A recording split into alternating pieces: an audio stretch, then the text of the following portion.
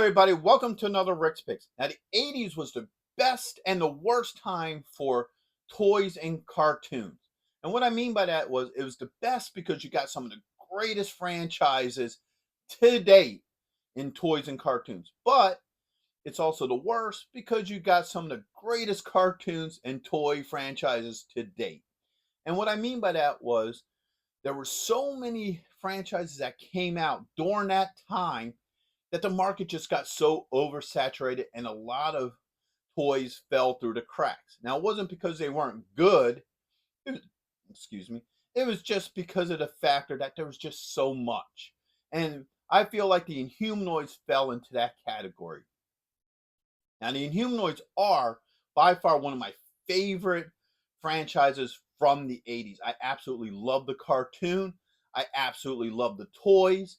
So overall, I love this franchise. Now, the toys represent both the worst and the best in toys, and I'm going to get into that in a minute. I will be briefly talking about everything here. I'm not going to go into full detail to them because I did do full reviews on all of these toys. So go ahead and check out my Inhumanoids playlist. And first off, I want to thank everybody who has subscribed. You're very much appreciated. And for anybody who does watch this video and like it and you haven't subscribed, then I please ask that you subscribe as well. So without any further ado, let's get into this. All right, so the Inhumanoids started off as a cartoon block called Super Sunday. All right, so it was a mix of 4 cartoons. So you had the Inhumanoids, Gem, you had Bigfoot, and you also had Robotics. Now, the Inhumanoids and Gem were the only 2 that really took off from there. All right, so the Humanoids got a 13 episode seasons, both a season 1 and a season 2, and it was canceled. Now, they were told pretty much when the second season came out that they were canceling it. So when they did the second season, they pretty much did whatever they wanted within, guidelines. It was like a very brutal season, the second season. But we're getting ahead of ourselves. So let's start off how this all started. So the premise was that these monsters were released by humans. Now, some were accidental, others were on purpose. Decompose was released accidentally. They found him in a big pile of amber and they accidentally released him. Tendril was purposely released by Blackthorn because he wanted to take over the world, and then these 2 went and got Metlar. All right, so these monsters were released on the world, and who was going to fight them? These guys here, which was known as Earth Corps. They weren't really warriors. They weren't like G.I. Joe, some sort of classified military team. No, they're just a bunch of scientists who got, shackled with fighting these things. So first off, you have Dr. Bright, then you have Liquidator, you have Herc, and then you have Augur. And they teamed up with a bunch of creatures called Mutars to fight these things because these things are powerful and they were just complete badasses. Now the Mutars did fight them before, back in early history. They waged war with the Inhumanoids. They had a whole bunch of losses. It was a very brutal, war until they were able to contain the 3 of them. All right. So, like I said, there was 13 episodes. Now, they did release some of them on DVD, not all of them. So, I'm lucky enough to have these DVDs. So, first off, you have this DVD here, and this is the complete first season. So, you have all 5 of the original, episodes of the first season. Now, this is an incomplete part of the second season. This is only the first 4 episodes of the second season. There's 4 more episodes after this. Now, I don't know if they were intending to make a 3rd set and they just didn't, they canceled it or whatever. But unfortunately, the second season is incomplete. Now, I do believe there is an overseas version, like DVD set, that has all of them on it. I haven't been able to get a hold of that. I do have a bootleg one that has the last 4 seasons, but it looked like garbage. But, so unfortunately, the last 4 episodes were not released onto DVD, to my knowledge. And if they have, somebody let me know because I want them. Okay. So now let's start getting into the toys of this line. All right, we're going to put these guys over here for a minute. All right. You here. Now we're going to start with the worst, okay? And then we're going to work our way up to the best. Because like I said earlier, this is a combination between the worst and the best. All right. So some of the toys, I don't know what they were thinking of when they made it. So the worst of them would be Magnacore, which is two characters, Cryro and Pyro. All right. And there were supposed to be two beings that have magnetic issues. One was positive, one was negative magnetic poles, and that's how they were able to contain Metlar. All right, so they would get around them, create a magnetic field around them, and stop them. Now, once again, like I said, these are supposed to be two characters, but when you get this toy and you move this, that's your two characters. All right, so one is an actual action figure. He does have some movement to him. And then the other character is a shell. Not good toy making. You know, and it's a shame because this guy as a toy ain't so bad. He ain't the best, he ain't the worst, but he's kind of cool. But his partner in crime is just a shell. So, you know, I feel like they could have done better with this particular figure. You know, like I said, the worst and the best. You don't get much worse than this. All right. And then you had the Mutars. And they kind of fall into the same line. So you have your Granics. They were a race of rock people, sort of warrior, kind of bureaucracy type characters. You know, you had your good ones and your bad ones. And there was two of these made. There was him, and then there was General Granic, who was just this guy, but gray. All right. And these guys, they're not bad figures. You do get some movement in them, you know, for standard toy play. Now, they were supposed to have this feature where you can move their limbs to make them look like rocks or something. And it doesn't really work well with them. It just, I don't know. It's an okay figure, but, you know, it's all right. You know, he's okay. And then you have the Redlands. And these were a race of redwood trees. Like they would look like trees originally, and then they would turn into these. Now, if you look at the original prototype, you can see that they actually had the faces very much similar to the cartoon. I guess they must have went away from that because of the factor that it might not have worked. They may have had problems with them falling off or something. I'm not exactly sure, but that is what we were supposed to get. And then we wound up getting this. Now, they're supposed to transform. So, like, you have them like this, and he's supposed to be like a tree. And then you spin him around, and now he's one of the Redland people. All right. He ain't so bad. You know, he has basic movement and stuff. If you're a kid playing with him, he ain't the worst to play with. But as you can see, over time, that don't stay so well. So he's okay. He's not the best. He isn't the worst. But he's all right. All right. And then now you got your four Earth Core guys. Now, I like these figures. A lot of people razz on these figures because of the head. So when you pop this off, you can see how small the heads were. Now, I always thought the heads were small because they're guys in power armor. So obviously the power armor is going to be bigger and the person inside is going to be smaller. And I kind of put them around in the range of my 3 3/4 figures, like the Star Wars figures and Joe's. Because looking at their heads, that kind of scales them up with that. So each guy had, you know, special abilities. He had the auger thing, and they had pretty much a standard points of articulation from the 80s. Like most of your figures had the shoulder joint and the hip joint. And then, you know, take the helmet off again. You have head movement. Pretty much standard for the 80s. So you can't really bust your chops about movement. All right. So you have Auger. You saw his play feature. Herc. You have the Hook, because he was actually called Hooker. He was Herc Armstrong, codename Hooker. You know, yeah, that's a kind of an unfortunate, you know, nickname.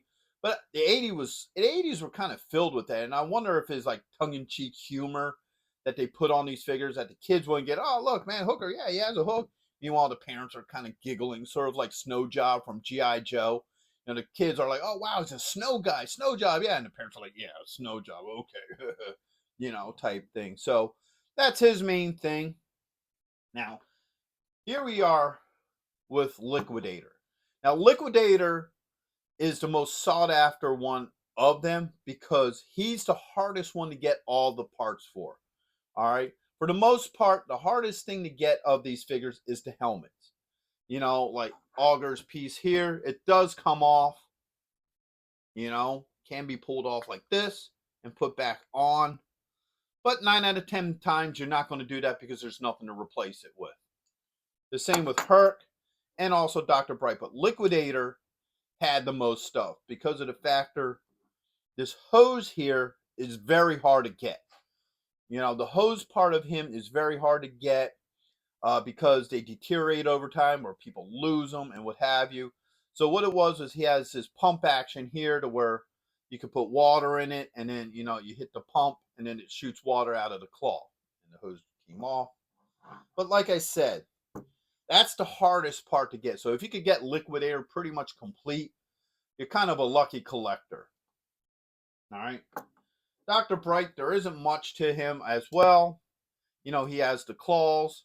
Sometimes you'll find one or two of them without the claws, but like I said, most people didn't take them off because of the factor there was no reason to take them off. Unless if you're trying to swap with other figures. You know, like you could probably take his arm off, take Augur's arm off, and swap them out if you wanted to, but that's about the limits of it. There wasn't no extra accessories for it. All right. So those are the 4 basic characters. And then they came out with vehicles. Now, I do like the vehicles for these. So you have the Trapor, and then you got the Terror Scout. Now, the Trapor was pretty cool. This is a pretty cool toy, all right?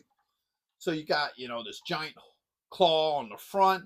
And there's supposed to be, I think, like a rubber band or something that you pushed and it opened this up, which long since deteriorated.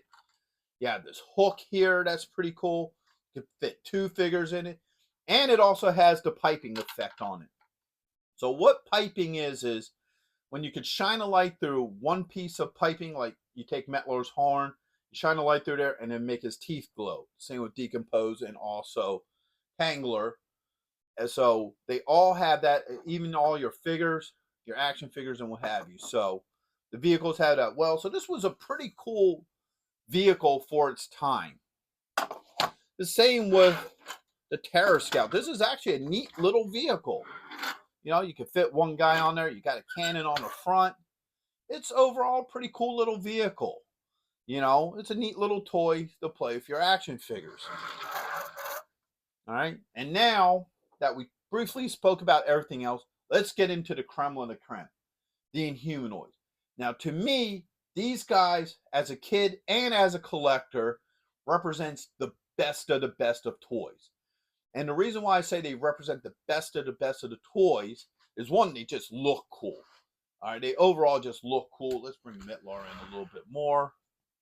Decompose. All right. These represented the best of toys for kids because they could be played with everything. And when I say everything, I mean everything, because one of the biggest problems of 80s toys was scale. Everything had basically its own scale. So you had the most popular toys like Star Wars and G.I. Joe, which was the 3 3/4 toy line. But then you also had Masters of the Universe, which was a little bit bigger than them. Then you also had, like, let's say the Spiral Zone, Brave Star, the Thundercats, which was all sorts of different sizes bigger than that. And then you had the smaller ones like, you know, Mask and Starcom, which were figures scaled a lot smaller. So scale was everywhere in the 80s. So when you get 3 big monsters like this, you could play with them with anything because they would work with every single toy line you had because they're just meant to be giant monsters, you know? So you could have these guys fighting G.I. Joes. You know, G.I. Joe fought all sorts of weird stuff. You know, I mean, for crying out loud, you had secret society of reptilian people that lived up in the Arctic. You could have them fight the Transformers, Mask, any of your toy lines. They worked with them because they were just giant monsters. And that's why I classify these three figures as probably the best figures of the 80s because, excuse me, because they're just universal. They can be played with everything and they would work with every single toy line you had in the 80s. All right. So Metlar was my least favorite of the three Inhumanoids. He's a cool looking monster. He has your piping effect, and he has hands that you can just grip up your, warriors and put them in. But for the most part, he's cool looking, but he wasn't the most fun. All right. Tendril. All right, let's bring him up and forward. Let's put Decompose over here. This is probably my second favorite. He's just this hulking mass of plant life. He does have some pretty cool points of articulation. He just looks cool. He has some good playability. He has these tentacles that, you could wrap around stuff and what have you. So he was pretty fun to play with as well. But my all-time favorite was Decompose. Not only because he was a lot of fun to play with, but he was just twisted and nasty looking. He's just this pile of rotting flesh, which is actually what he is. So he has a skull-like head. He has his body is just mutilated meat. And yeah, the head doesn't sit very well. Unfortunately, a couple years he fell off his shelf and he broke the pieces inside his neck that holds his head on. So fortunately, one piece still survives, but the other three pieces broke off. So the head sits loose, but I have it. All right. And he had some of the best play features. So you could actually open up his chest and ribs and you could put your characters in there. Now, my ribs are pretty free floating because what they did was they used rubber bands to hold the ribs. So when you open it up, it sling back into place. But those rubber bands have long since disintegrated, so they're not even existing anymore.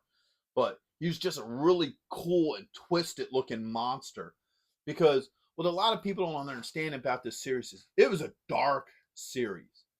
It falls into the category of children's cartoons and shows from the 80s that you watch as an adult and you sit there and say, man, how did they ever let kids watch that? Sort of like the Dark Crystal, Never Ending Story, even Transformers the movie, to where things just are dark and twisted and you're like, wow. I mean, literally in this cartoon they have a monster that has a see-through stomach that Augur actually cuts his way out of. That's the kind of stuff that they had in this cartoon. The first season was pretty dark. When Decompose touches you, you turn into a monster. All right, a skeletal demon-like monster. And it isn't just you glow a little bit and then you turn. Nah, you break out of your clothes. You can see the skin ripping. You can see their whole body literally transforming into this nightmare's Hulk. And that's what it was, too, which made Decompose even more twisted. When you were touched by Decompose and you were turned into this monster, it wasn't like you don't remember. You do remember it, and you remember it as a nightmare. Even with Sandra, when she was turned and she referred to it as a bad dream.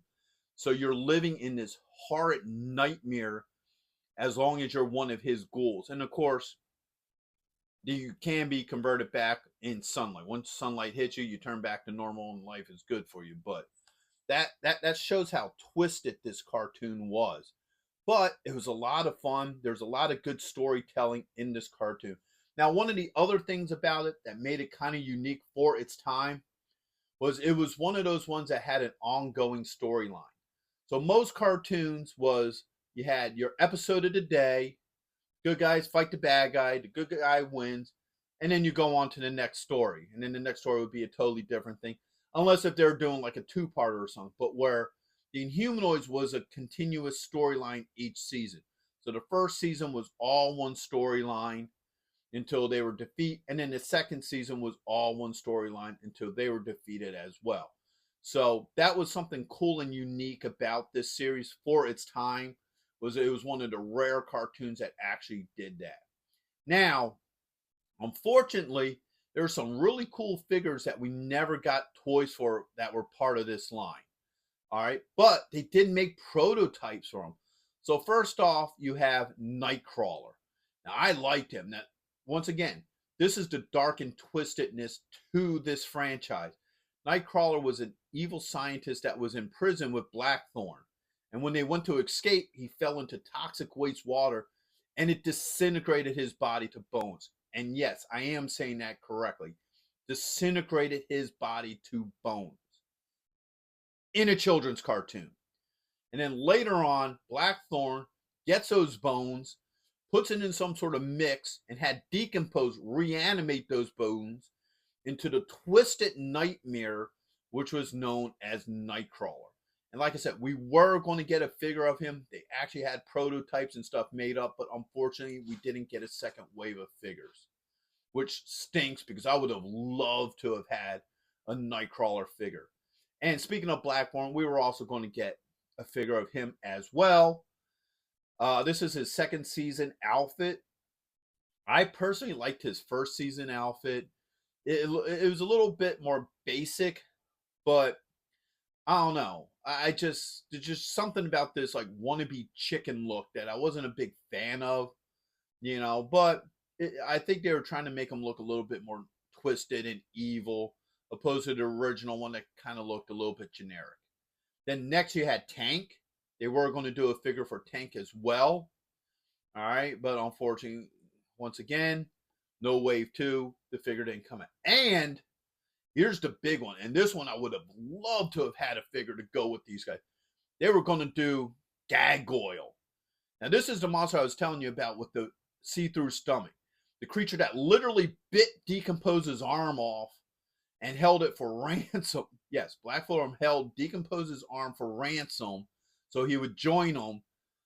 So, this creature had his arm sitting in its stomach, and eventually they gave him his arm back. But that's how twisted this cartoon was.